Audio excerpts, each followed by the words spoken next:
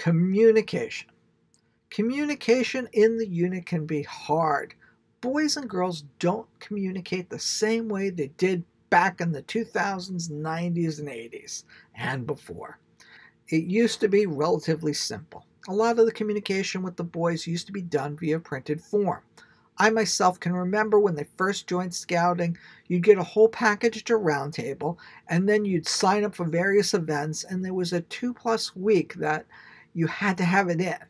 If you wanted to attend, it was all done via mail, and you would have to just drop it off at the council office. Nowadays, there really isn't that kind of lead time for events. There's a lot more just-in-time communication going on. Communicating out with the boys and girls can be challenging. You can send an email, but emails are usually ignored nowadays. It leads to more communicating like via text applications, which can have its own challenges. There's a great app I've been using called Remind. Remind lets you send out communications to a large group of people, and it's actually free to use. It's designed for schools, but you can subvert this for scouting activities as well. One of the great things about Remind is it lets you schedule things. So you can put out these activities and then send text messages a week before and then a day before, all in an automated way, so that they can bring in the various forms and sign up for trips. But the communication between each other also happens via text messaging.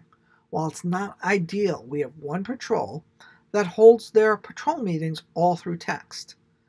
Email communication can still be effective, especially if you're sending it to an older generation like their parents.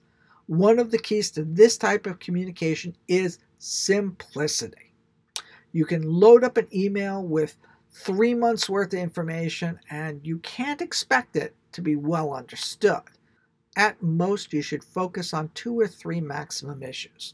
For example, if you talk about the next meeting and what they're going to be doing, you can also talk about the trip in 2 weeks and to bring the permission slip in. And of course, you want to include that permission slip as part of the email.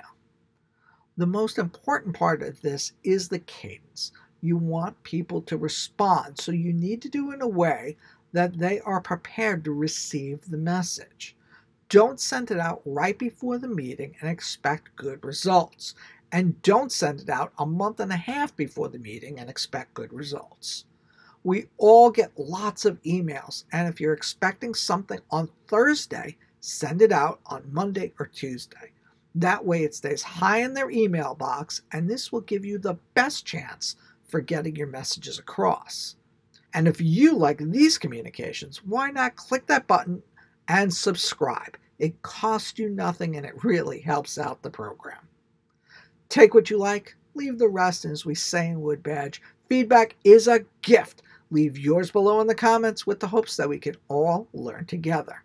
I'm Scoutmaster Dave, and this was a bit on communication.